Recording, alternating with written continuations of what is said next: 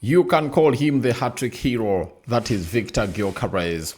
In the absence here of Alexandra Isak for the Swedish national team, he raised up to the occasion and made sure that he really puts in a very huge performance for the side of Sweden to take them to the final of the playoff to choose who will be playing in the World Cup come in June. Smash like button, comment and share. If you're watching us for the very first time, endeavor to subscribe to this channel so as not to miss out on the stories that we do upload in here on a daily. Rokani David is my name and hope you guys are really having fun wherever you are. And continue to subscribe to this channel so as not to miss out on the stories that we do upload in here on a daily. Now, it is really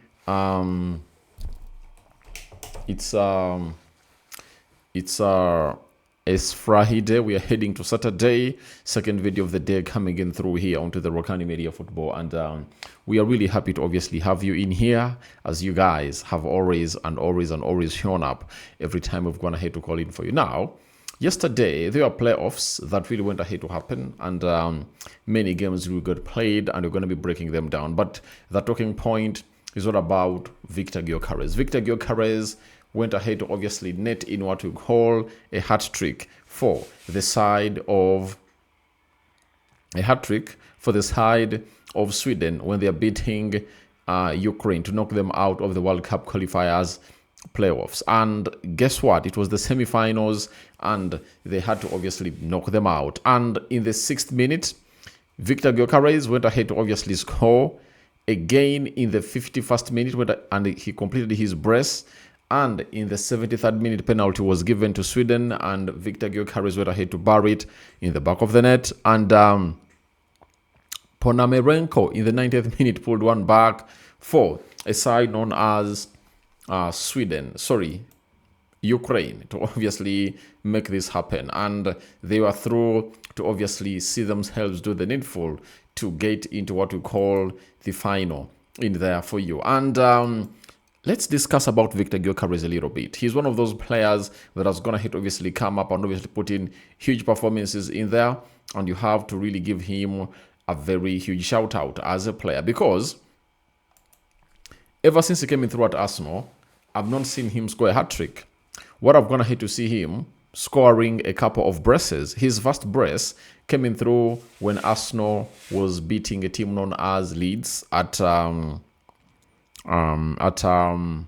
Emirates. He scored a brace in there for you, and the second brace came in through in the Champions League. He scored that brace. I think they're playing against Inter Milan. That is it. He scored a brace, and the other brace came in through when Arsenal was beating, was it Sunderland, by 3-0, and he came off the bench and really went ahead to obviously see Arsenal score 2 goals to get their lead to 3 goals. So, at the look of things, you now understand that if you're an Arsenal fan, you just have to get excited. Why? Getting excited. Meaning, they are going to be playing against Poland in the final, and all what Arsenal fans are looking at, it's not this guy. Maybe seeing Sweden go to the World Cup, but keeping up his form of really scoring in goals, because he has not been scoring goals for Sweden, by the way, even in the World Cup qualifiers. That's why you sort of it that they're even in the playoffs. You understand? And his form is really rising. And I think no player in the Premier League has gone ahead to score more goals than Viktor Gyokeres in this calendar year. That player is not there. And he has gone at the international duty. He has gone ahead to bag in a hat-trick. You understand? So, him bagging in a hat-trick is really very important to what we are expecting as a side of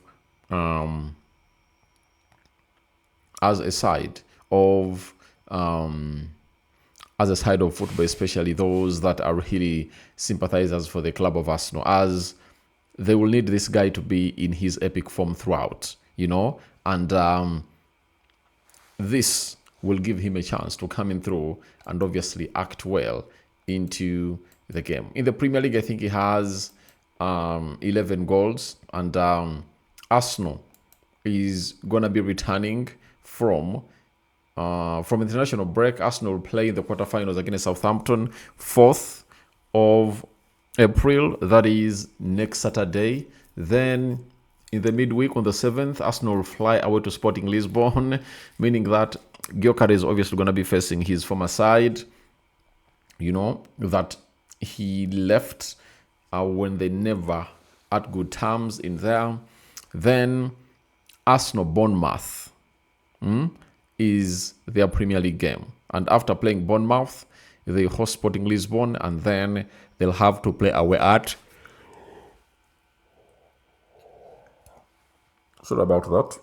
They'll have to play away at Etihad, in what I think will be a do or die for both teams, because if Arsenal really gets a point, the trophy will be done. If Arsenal doesn't really get a point, then City would have gone ahead, obviously put in a very huge show in there.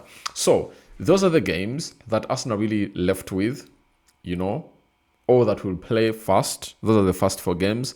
But after those, they have to play against Newcastle, Fulham, West Ham, Burnley, and Crystal Palace.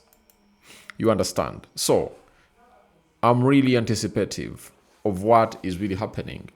And I tell you, nothing will stop this from obviously going to where it deserves to be in as far as Viktor Gyokeres is really concerned. So his form is really good, and I know the biggest beneficiary of all this is Arsenal. They just have to keep his hand crossed that he comes back fit and not having an injury, ready to take on teams that many think Arsenal cannot really beat, especially United fans in Africa. They think Arsenal cannot take this trophy. But for me, I've already gone ahead, obviously give you my view for the 3rd season in a row. I think I've always gone ahead to consider Arsenal, but they've gone ahead to lose out in these remaining games. And this time round, I think they do have the squad to come and really compete hugely, to really create what we call the stoppage of the 2-decade plus trophy drought in there for you. So that is all about Viktor Gyokeres, but he's a man who will return at Arsenal. And I know in the game of Southampton, the manager won't obviously start him.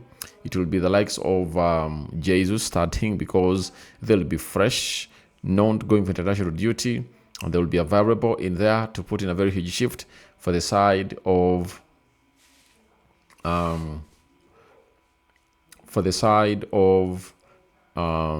Brazil, and they are available.